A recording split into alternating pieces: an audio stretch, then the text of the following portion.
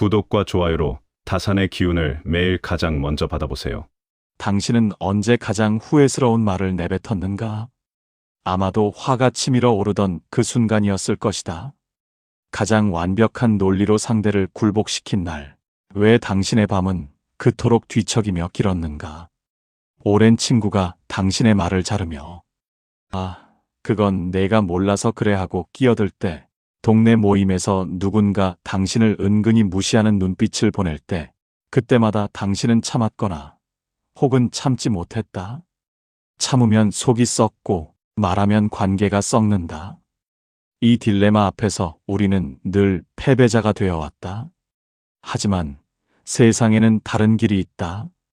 화를 삼키는 것도 아니고 쏟아내는 것도 아닌 제3의 선택이 존재한다. 정약용은 18년 유배 생활 동안 수많은 모욕과 무시를 견뎌야 했다. 그가 어떻게 분노를 품격으로 바꾸었는지 오늘 그 지혜를 함께 나누어 보겠다. 그렇다면 조용히 이기는 자들은 무엇이 다른가? 첫 번째, 공간의 마법. 화의 자리에서 즉시 이탈하라. 화가 치밀어 오를 때 우리는 본능적으로 말을 꺼내려 한다. 하지만 말은 감정을 가두고 발은 감정을 흐르게 한다. 당신의 지난 다툼을 떠올려 보라. 그 자리를 지키며 끝까지 싸웠을 때 승리한 적이 과연 몇 번이나 있었는가? 우리는 자리를 지키는 것이 용기라고 착각한다. 끝까지 맞서야 지지 않는다고 믿는다. 하지만 실제로는 정반대다. 당신이 동네 모임에 나갔다고 생각해보라. 오랜 친구들과 차를 마시는데 한 사람이 슬쩍 당신을 깎아내린다. 요즘 얼굴이 많이 늙었네. 무슨 걱정 있어? 주변 사람들이 킥킥거린다. 당신의 얼굴이 화끈거리고 가슴이 쿵쾅거리기 시작한다. 이 순간 당신은 두 가지 선택지 앞에 선다. 맞받아칠 것인가, 참을 것인가. 그런데 세 번째 선택이 있다. 그 자리를 조용히 벗어나는 것이다. 내가 아는 한 분이 있다. 올해 68살인 이영숙 씨다. 평생 초등학교에서 아이들을 가르치다 은퇴한 분이다. 그분도 비슷한 상황을 겪었다. 동창 모임에서 한 친구가 은근히 자신을 무시했다. 영숙이는 평생 시골 학교만 다녔으니 뭘 알겠어. 주변에서 웃음이 터졌다. 하지만 이분은 맞서지 않았다. 대신 찻잔을 내려놓으며 이렇게 말했다. 차 맛이 참 좋네요. 잠깐 바람 좀 쐬고 올게. 그리고 조용히 일어나 카페 마당으로 나갔다. 거기서 10분간 화단의 꽃들을 천천히 들여다보았다. 돌아왔을 때 그분의 표정은 평온했다. 아까 그 친구가 멋쩍은 듯 말을 건넸다. 어디 갔다 왔어? 응, 밖에 꽃이 예쁘더라. 그게 전부였다. 그분은 나중에 이렇게 말했다. 그 자리에서 받아쳤으면 내가 졌을 거예요. 밖에 나가서 꽃을 보는 동안 화가 땀처럼 빠져나가더라고요. 반면 어떤 분은 정반대의 선택을 했다. 70살 박 씨 이야기다. 아파트 경비원과 분리수거 문제로 시비가 붙었다. 경비원이 퉁명스럽게 말했다. 어르신, 이건 여기 버리시면 안 됩니다. 박 씨는 화가 치밀었다. 내가 몇 년을 여기 살았는데 그것도 모르겠어? 30분간 논리적으로 따졌다. 결국 경비원에게 사과를 받아냈다. 승리한 것이다. 하지만 그 후로 달라진 게 있었다. 외출할 때마다 경비실 앞을 지나기가 불편해졌다. 경비원의 눈빛이 신경 쓰였다. 이웃들 사이에서도 저 어르신 까다롭다는 소문이 돌았다. 이분은 이렇게 말하곤 했다. 내가 틀린 게 아니니까 당당하지. 하지만 정작 본인은 그 아파트에서 점점 고립되어 갔다. 이것이 바로 자리를 지킨 승리의 대가다. 논쟁에서 이기고 삶에서 지는 것이다. 정약용도 유배지에서 비슷한 경험을 했다. 강진에 도착한 초기, 그를 감시하는 관리가 유독 무례했다. 일부러 큰 소리로 죄인 취급을 하며 마을 사람들 앞에서 망신을 주었다. 하지만 정약용은 대거리하지 않았다. 대신 마당으로 나가 잡초를 뽑기 시작했다. 1시간, 2시간. 땀이 등을 적실 때쯤 마음이 가라앉았다. 그렇게 도끼를 땀으로 빼냈다. 나중에 그 관리는 오히려 정약용을 존경하게 되었다. 어떤 모욕에도 흔들리지 않는 그 모습에 스스로 부끄러움을 느꼈기 때문이다. 이것이 바로 공간 이탈의 힘이다. 그렇다면 어떻게 해야 하는가? 첫째, 화가 나면 무조건 신발끈부터 묶어라. 밖으로 나가는 것이다. 5분이면 충분하다. 바깥 공기가 달라진 시선을 선물한다. 둘째, 상대의 눈 대신 하늘을 보라. 구름이든 나뭇잎이든 30초만 응시해보라. 시선이 바뀌면 마음도 따라 바뀐다. 셋째, 떠나는 말은 짧고 담백하게 하라. 잠깐 바람 좀 쐬고 올게요. 이 한마디면 된다. 변명도 설명도 필요 없다. 넷째, 돌아와서는 아무 일 없던 듯 행동하라. 그 일을 다시 꺼내지 마라. 침묵이 가장 강력한 대답이다. 다섯째, 이탈할 수 없는 상황이라면 화장실을 이용하라. 잠깐 화장실 좀 다녀올게요. 이것도 훌륭한 이탈이다. 이런 작은 움직임이 관계를 살린다. 정약용은 이렇게 말했다. 발이 움직여야 마음의 늪에서 빠져나온다. 지금까지 화의 자리에서 벗어나는 법에 대해 이야기했다. 이제 두 번째로 중요한 것을 말하겠다. 두 번째, 주도권의 이동. 반응하지 말고 나의 일상을 지속하라. 상대가 무례하게 굴 때 우리는 본능적으로 반응한다. 맞받아치거나 상처받은 표정을 짓거나 어떻게든 상대에게 영향을 주려 한다. 하지만 그 순간 주도권은 상대에게 넘어간다. 당신이 반응하는 순간 상대는 당신의 감정을 쥐락펴락하는 권력을 얻는다. 반응하지 않는 것이야말로 가장 조용하고 가장 잔인한 복수다. 당신의 집에 자식이 왔다고 생각해보라. 오랜만에 얼굴을 보니 반갑다. 정성껏 음식을 차려 내놓았다. 그런데 자식이 밥상 앞에 앉자마자 휴대폰을 꺼내 화면을 들여다본다. 맛있어? 물으면 네 한마디만 하고 다시 화면으로 눈을 돌린다. 요즘 회사는 어때? 물어도 그냥 그래요 하고 건성으로 대답한다. 당신이 하는 말마다 네네 그렇죠 알겠어요. 이 세 마디가 전부다.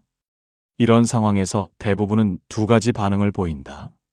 휴대폰 좀 내려놓고 얘기하자 하며 잔소리를 하거나 속으로 사귀며 억울해한다. 둘 다 당신이 지는 것이다. 내가 아는 한 분이 있다. 70살 김순자 씨다. 남편과 사별 후 혼자 사시는 분이다. 이분도 똑같은 상황을 겪었다. 자식이 집에 와서 온종일 휴대폰만 보며 건성으로 대답했다. 어머니 요즘 어떠세요? 응, 괜찮아. 네, 다행이네요. 그러고는 다시 화면을 본다. 예전 같았으면 서운함을 표현했을 것이다. 엄마 얼굴 보러 온 거야. 휴대폰 보러 온 거야? 이런 말이 목구멍까지 차올랐다. 하지만 이분은 다르게 행동했다. 조용히 일어나 안방으로 들어갔다. 그리고 평소 배우고 싶었던 한시 필사를 시작했다. 붓을 들고 한 글자 한 글자 정성껏 써내려갔다. 자식이 나중에 안방 문을 열었다. 어머니 뭐 하세요? 응, 요즘 이거 배우고 있어. 재미있더라. 담담하게 대답했다. 이분은 나중에 이렇게 말했다. 잔소리했으면 서로 기분만 상했을 거예요.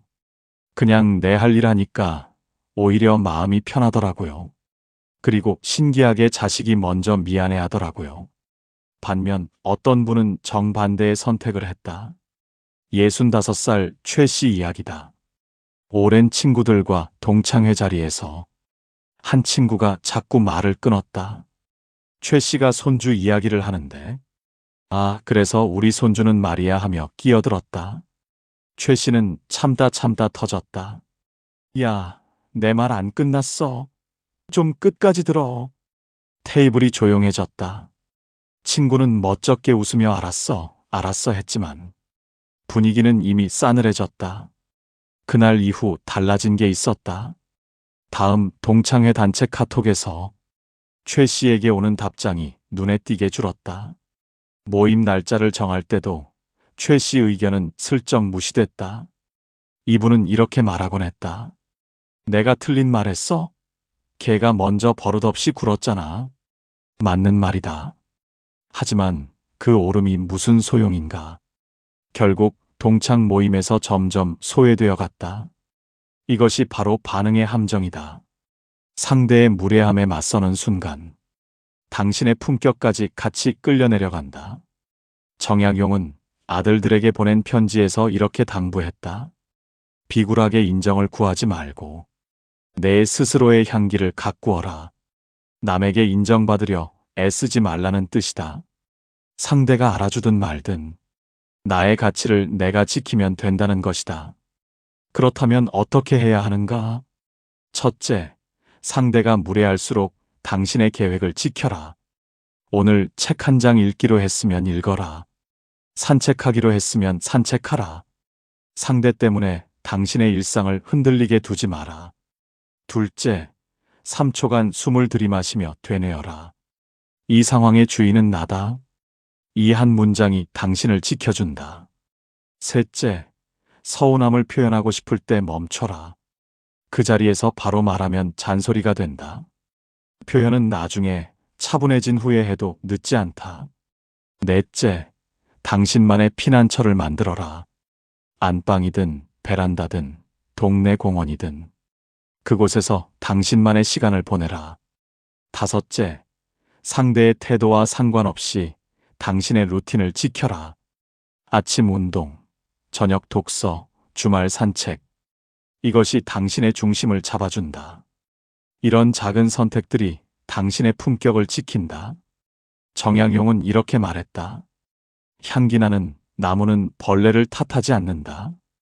첫 번째와 두 번째를 실천하면 이미 작은 변화를 경험할 것이다. 하지만 여기서 멈추지 마라. 세 번째, 침묵의 무게. 설명하려 들지 말고 존재로 증명하라. 우리는 말로 상대를 바꾸려 한다. 잘못을 지적하고 훈계하고 가르치려 든다. 하지만 훈계는 귀를 막게 하고 묵묵한 행동은 마음을 열게 한다. 당신이 평생 쌓아온 경험과 지혜를 말로 전하려 할수록 상대는 멀어진다. 또 시작이네 하는 표정이 보이지 않는가? 네네 알겠어요 하며 건성으로 듣는 모습이 보이지 않는가? 말이 많아질수록 말의 무게는 가벼워진다. 반면 침묵은 무겁다. 행동으로 보여주는 것은 더 무겁다. 당신의 집에 손주들이 놀러 왔다고 생각해보라. 거실 바닥에 장난감을 쏟아놓고 소리 지르며 뛰어다닌다. 소파 위에 과자 부스러기가 떨어지고 텔레비전 소리는 최대로 올라가 있다. 이런 상황에서 대부분은 이렇게 말한다. 얘들아, 좀 조용히 해. 장난감 치워. 과자 흘리지 마. 한 번, 두 번, 세 번. 아이들은 네 하고는 그대로다. 결국 목소리가 높아진다. 몇 번을 말해. 내가 아는 한 분이 있다. 올해 75살인 정씨다. 평생 중학교에서 아이들을 가르치다 은퇴한 분이다. 이분도 손주들이 집을 어지럽히는 상황을 겪었다. 장난감이 온 거실에 널려 있고 아이들은 정신없이 뛰어다녔다. 하지만 이분은 소리 지르지 않았다. 대신 아무 말 없이 거실 한쪽에 앉았다. 그리고 손주들이 어지럽힌 장난감을 아주 천천히 하나씩 제자리에 가져다 놓기 시작했다. 서두르지 않았다. 한 개를 집어들고 천천히 걸어가서 놓고 다시 돌아와 또 한 개를 집어들었다. 신기한 일이 벌어졌다. 아이들이 하나둘 멈추더니 할아버지를 쳐다보기 시작했다. 그 엄숙한 침묵 속에서 아이들 스스로 장난을 멈추었다. 한 아이가 다가와 할아버지, 같이 치울게요 했다. 이분은 나중에 이렇게 말했다. 소리 질렀으면 애들이 울고 분위기 망쳤을 거예요. 그냥 내가 먼저 하니까 따라오더라고요. 반면 어떤 분은 정반대의 선택을 했다. 67살 시어머니 이야기다. 며느리가 명절에 음식을 가져왔다. 한 입 먹어보니 간이 좀 맞지 않았다. 시어머니는 10분간 요리 강습을 시작했다. 이건 이렇게 해야 하고, 저건 저렇게 해야 하고, 내가 젊었을 때는 시어머니한테 혼나면서 배웠어. 며느리는 네 하며 고개를 끄덕였다. 하지만 그날 이후 달라진 게 있었다. 며느리의 발길이 뜸해졌다. 명절에도 올해는 친정에서 쇠게요 하는 말이 늘었다. 이분은 이렇게 말하곤 했다. 내가 틀린 말했어? 음식은 그렇게 해야 맛있어. 맞는 말이다. 하지만 그 오름 때문에 며느리를 잃었다. 이것이 바로 말의 역설이다. 맞는 말일수록 상대의 마음을 닫게 한다. 정약용은 유배지에서 이것을 몸소 보여주었다. 강진에 처음 도착했을 때 마을 사람들은 그를 죄인 취급했다. 멀리서 손가락질하고 가까이 오는 것을 꺼렸다. 하지만 정약용은 변명하지 않았다. 대신 매일 아침 의관을 정제하고 흐트러짐 없이 단정하게 앉아 책을 읽었다. 비가 오나 눈이 오나 같은 모습이었다. 시간이 흐르자 마을 사람들의 시선이 바뀌었다. 저 양반은 뭔가 다르다. 멸시가 호기심으로, 호기심이 존경으로 바뀌었다.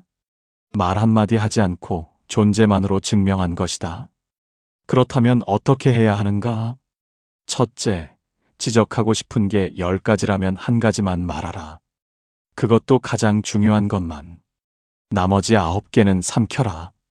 둘째, 말 대신 행동으로 보여줘라. 상대의 실수를 목격했을 때 못 본 척 조용히 뒷수습을 해줘라. 그것이 100마디 말보다 강하다. 셋째, 훈계하고 싶을 때 입을 다물어라.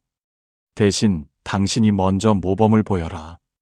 행동이 가장 강력한 가르침이다. 넷째, 목소리를 낮춰라.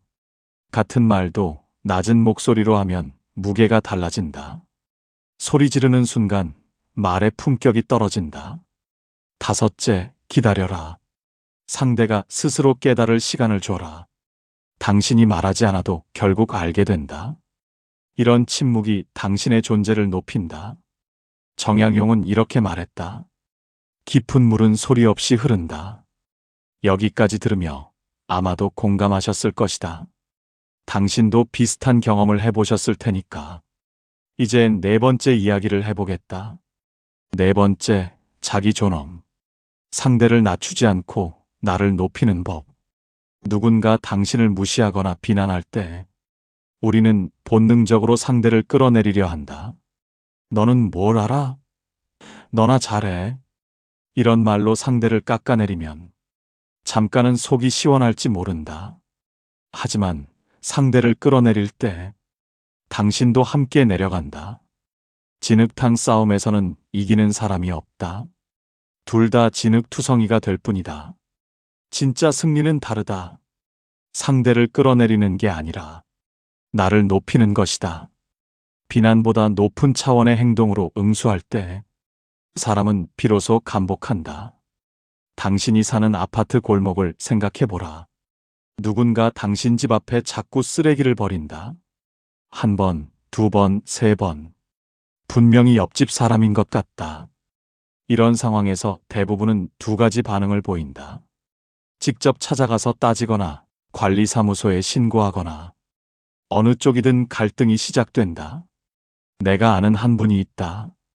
올해 64살인 박씨다.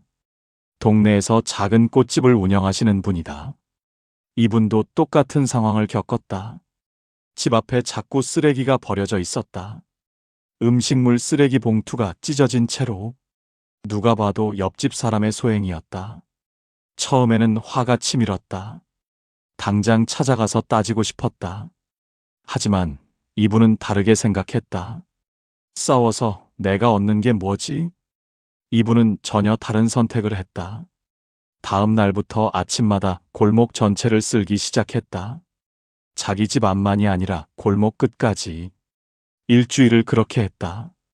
그리고 쓰레기가 버려지던 그 자리에 예쁜 화분 하나를 가져다 놓았다. 신기한 일이 벌어졌다. 쓰레기가 더 이상 버려지지 않았다. 며칠 후 옆집 사람이 과일 한 봉지를 들고 찾아왔다. 요즘 골목이 깨끗해졌네요. 감사해요. 눈을 제대로 마주치지 못했다. 스스로 부끄러움을 느낀 것이다. 이분은 나중에 이렇게 말했다. 싸웠으면 원수가 됐을 거예요. 그냥 내가 할 일을 했더니 상대가 알아서 바뀌더라고요. 반면 어떤 분은 정반대의 선택을 했다. 68살 송씨 이야기다. 윗집에서 층간소음이 심했다. 아이들이 뛰어다니는 소리가 매일 들렸다. 처음에는 참았다. 하지만 한 달, 두 달 쌓이니 견딜 수가 없었다. 어느 날 송씨는 윗집 문을 두드렸다. 문이 열리자마자 쏟아냈다. 도대체 왜 이렇게 시끄럽게 사세요? 남 생각은 안 해요? 목소리가 점점 높아졌다. 윗집 사람도 지지 않고 맞받아쳤다. 아이들이 뛰는 게 뭐가 잘못이에요? 그날 이후 전쟁이 시작됐다. 서로 관리사무소에 민원을 넣고 경찰까지 부르는 일이 생겼다. 결국 법적 다툼으로 번졌다. 1년이 넘게 소송이 이어졌다. 이분은 이렇게 말하곤 했다. 내가 피해자인데 왜 참아야 해? 맞는 말이다.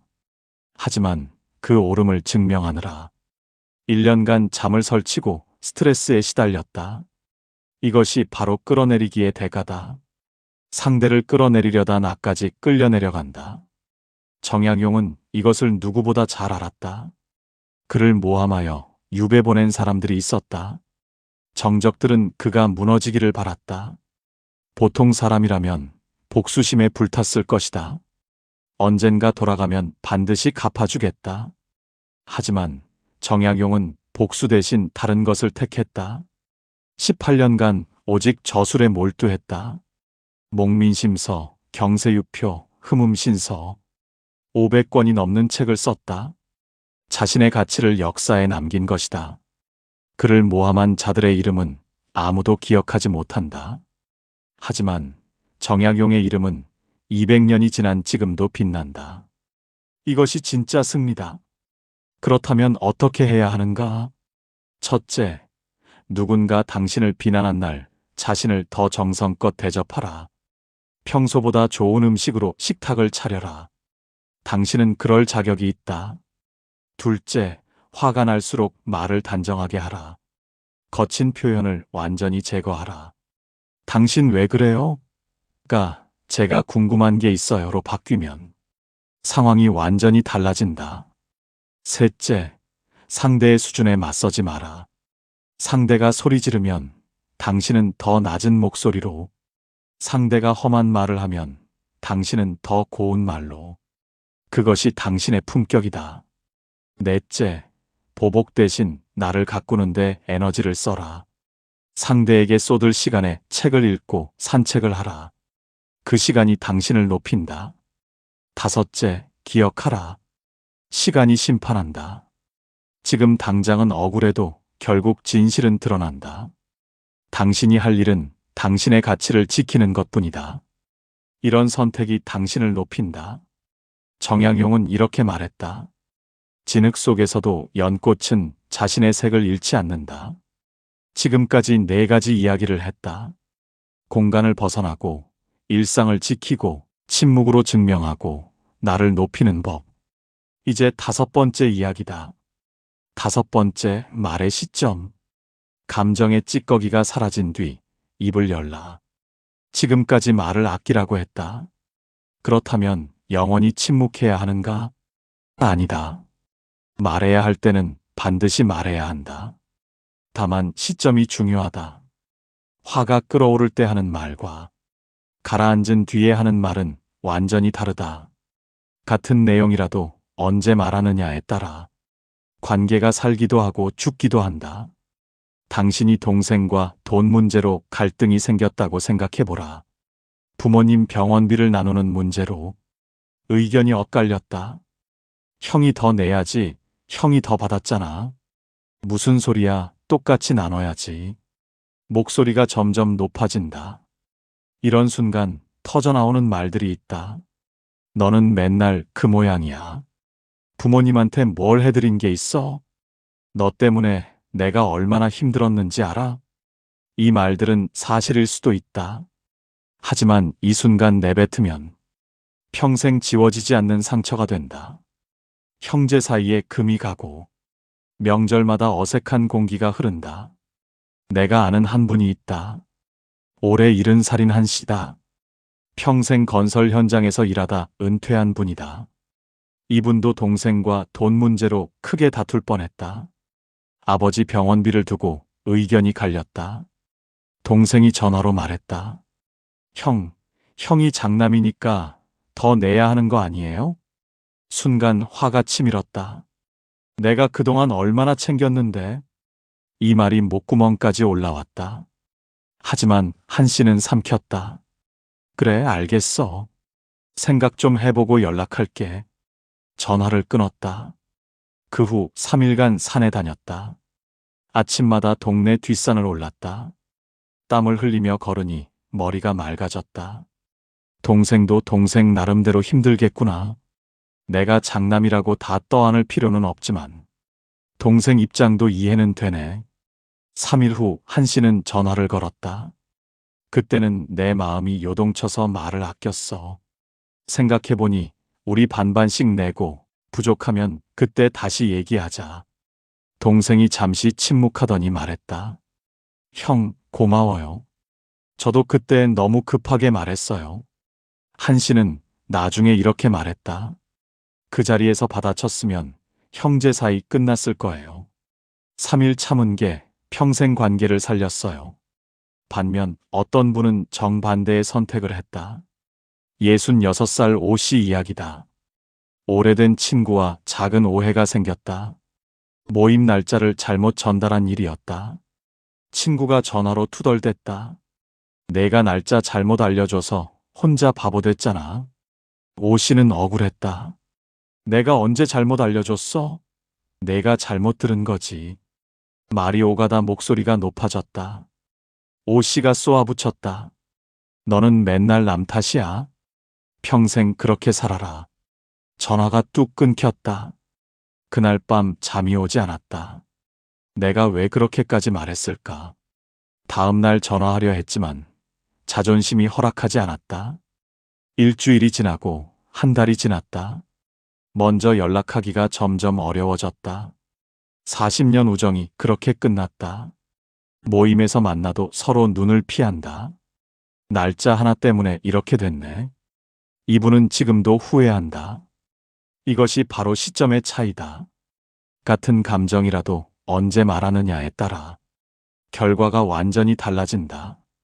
정약용은 이것을 철저히 실천한 사람이다. 그는 화가 났을 때 글을 썼다. 편지든 상소문이든 일단 써내려갔다. 하지만 그날 바로 보내지 않았다. 반드시 다음 날 다시 읽었다. 읽어보면 어김없이 고칠 부분이 보였다. 너무 날카로운 표현, 너무 감정적인 문장. 그것들을 하나씩 다듬었다. 그래서 정약용의 글은 날카로우면서도 품위가 있다. 화가 담겨 있지만 상처를 주지 않는다. 이것이 절제의 힘이다. 그렇다면 어떻게 해야 하는가? 첫째, 자고 일어나서도 이 말을 하고 싶은지 물어라. 3번 물어라. 그래도 하고 싶으면 그때 말해도 늦지 않다. 둘째, 너 때문이야를 내 마음이 이랬어로 바꿔라. 너 때문에 상처받았어 대신. 그 말 듣고 내 마음이 좀 힘들었어. 주어만 바꿔도 공격이 대화가 된다. 셋째, 화가 날 때는 몸을 먼저 움직여라. 산책이든 청소든 뭐든 좋다. 몸이 움직이면 감정이 따라 움직인다. 넷째, 보내지 않을 편지를 써라. 하고 싶은 말을 다 써라. 다 쓰고 나서 찢어버려라. 그것만으로 속이 시원해진다. 다섯째, 급한 대화는 나중에 얘기하자로 미뤄라. 지금 당장 결론 내지 않아도 된다. 시간이 해결해 주는 것들이 있다. 이런 기다림이 관계를 살린다. 정약용은 이렇게 말했다. 익은 과일은 저절로 떨어지듯 익은 말은 상처를 주지 않는다. 이제 마지막 6번째 이야기다. 어쩌면 가장 어렵고 가장 중요한 이야기다. 6번째, 뒷모습의 품격. 조용히 물러날 줄 아는 힘. 우리는 이기는 것에만 집중한다. 상대를 굴복시키고 인정받고 승리하는 것. 하지만 진짜 품격 있는 사람은 물러날 줄도 안다. 물러남은 패배가 아니다. 때로는 물러나는 것이 가장 강한 선택이다. 싸워서 이기는 것보다 싸우지 않고 물러나는 것이 더 큰 용기일 때가 있다. 당신이 오랜 모임에서 점점 소외되는 느낌을 받는다고 생각해보라. 예전에는 당신 말에 귀 기울이던 사람들이 이제는 내내 하며 대충 듣는다. 당신이 의견을 내면 슬쩍 무시하고 다른 사람 이야기로 넘어간다. 모임 날짜를 정할 때도 당신 일정은 고려하지 않는다. 이런 상황에서 대부분은 2가지 반응을 보인다. 더 열심히 참여하며 존재감을 증명하려 하거나 서운함을 표현하며 갈등을 만들거나 둘 다 당신을 지치게 한다. 내가 아는 한 분이 있다. 올해 72살인 윤 씨다. 평생 회사에서 인사 업무를 보다 은퇴한 분이다. 이분도 30년 넘게 다니던 동창 모임에서 비슷한 경험을 했다. 어느 순간부터 분위기가 달라졌다. 당신이 말할 때 사람들 눈빛이 딴 곳을 향했다. 윤 씨 생각은 어때?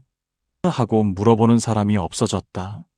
모임 후 2차 갈 때 당신만 빼고 연락이 돌았다. 처음에는 억울하고 서운했다. 내가 뭘 잘못했지? 저 사람들이 왜 저러지? 밤새 뒤척이며 생각했다. 하지만 윤 씨는 다르게 결론 내렸다.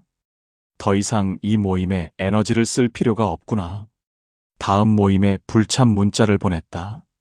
이번에는 개인 사정으로 빠질게요. 그 다음에도 또 그 다음에도 자연스럽게 발길을 끊었다. 대신 새로운 곳에 에너지를 쏟았다. 동네 도서관의 독서 모임에 가입했다. 거기서 만난 사람들은 당신 이야기에 귀 기울였다. 인사 업무 30년 하셨어요? 사람 보는 눈이 있으시겠네요. 새로운 관계가 시작됐다. 윤 씨는 나중에 이렇게 말했다. 거기 매달렸으면 계속 상처받았을 거예요. 물러나니까 오히려 더 좋은 곳이 보이더라고요. 반면 어떤 분은 정반대의 선택을 했다. 69살 장 씨 이야기다. 비슷한 상황이었다. 오래된 동호회에서 점점 소외되는 느낌을 받았다. 하지만 장 씨는 물러나지 않았다. 내가 왜 밀려나야 해? 나도 권리가 있어. 모임마다 더 적극적으로 참여했다. 발언도 더 많이 하고 의견도 더 강하게 냈다. 하지만 상황은 나아지지 않았다. 오히려 저분은 왜 저렇게 나서지? 라는 눈빛이 느껴졌다. 장 씨는 이렇게 말하곤 했다. 내가 물러나면 지는 거잖아. 하지만 정작 본인은 매번 모임 다녀오면 며칠씩 우울했다. 이기지도 못하고 물러나지도 못하고 중간에서 지쳐갔다. 이것이 바로 물러남을 모르는 대가다. 필요 없는 곳에 에너지를 쏟느라 정작 중요한 곳에 쓸 힘이 없어진다. 정약용은 물러남의 지혜를 실천한 사람이다. 그는 유배 가기 전 벼슬이 높았다. 정조 임금의 총애를 받던 신하였다. 하지만 정조가 세상을 떠나자 상황이 바뀌었다. 정적들이 득세했고 그를 모함했다. 이때 정약용은 싸우지 않았다. 변명하지 않았고 억울함을 호소하지 않았다. 조용히 유배를 받아들였다. 때가 아니구나. 18년간 유배지에서 그는 물러나 있었다. 하지만 그 물러남은 포기가 아니었다. 오히려 더 깊이 자신을 갈고 닦는 시간이었다. 결국 그 시간이 500권의 저수를 낳았다. 물러남은 패배가 아니다. 더 나은 곳으로 가기 위한 준비다. 그렇다면 어떻게 해야 하는가? 첫째, 에너지를 점검하라. 이 관계가 당신에게 힘을 주는가, 빼앗는가? 빼앗기만 한다면 물러날 때다. 둘째, 물러남을 패배로 생각하지 마라. 못나서 물러나는 게 아니다. 내 에너지를 더 가치 있는 곳에 쓰기 위해 물러나는 것이다. 셋째, 조용히 물러나라. 나 안 나가. 선언하지 마라. 그냥 자연스럽게 발길을 끊어라. 설명도 변명도 필요 없다. 넷째, 빈자리를 새로운 것으로 채워라. 물러난 자리를 비워두지 마라. 새로운 모임, 새로운 관계, 새로운 취미. 당신을 환영하는 곳은 반드시 있다. 다섯째, 뒷모습을 아름답게 하라. 물러나면서 험한 말 남기지 마라. 당신이 떠난 후에도 사람들이 그분은 참 품이 있었어라고 기억하게 하라. 이런 물러남이 진짜 승리다. 정약용은 이렇게 말했다. 굽힐 줄 아는 대나무가 부러지지 않는다. 이제 당신은 품격을 지키며 조용히 이기는 법을 알게 되었다. 첫째, 화의 자리에서 즉시 벗어나라. 둘째, 반응하지 말고 나의 일상을 지속하라. 셋째, 설명하려 들지 말고 존재로 증명하라. 넷째, 상대를 낮추지 말고 나를 높여라. 다섯째, 감정이 가라앉은 뒤에 입을 열라. 여섯째, 조용히 물러날 줄 알아라. 이 6가지만 기억해도 당신의 관계는 달라질 것이다. 지난 세월 당신은 정말 수고했다. 가족을 위해 참고, 직장에서 참고, 세상의 온갖 무례함을 참아왔다. 그 참음이 당신을 여기까지 오게 했다. 하지만 이제는 달라져야 한다. 참는 것이 미덕이던 시대는 지났다. 이제 당신의 참음을 억울함이 아닌 품격 있는 선택으로 바꿀 때다. 당신은 더 이상 참기만 하는 사람이 아니다. 당신은 조용히 이기는 사람이다. 말로 이기는 것이 아니라 존재로 이기는 사람이다. 화가 나도 흔들리지 않을 권리가 있다. 무례한 상대 앞에서도 품격을 지킬 권리가 있다. 지금 당장 시작하라. 정약용은 18년 유배 속에서도 무너지지 않았다. 그는 분노를 저술로 바꾸고 억울함을 역사에 남는 업적으로 바꾸었다. 그는 이렇게 말했다. 조용한 승리가 가장 오래 간다. 당신의 뒷모습이 가장 큰 가르침이다. 말로 얻은 승리는 적을 만들지만 침묵으로 얻은 승리는 품격을 남긴다. 오늘의 이야기는 여기까지입니다.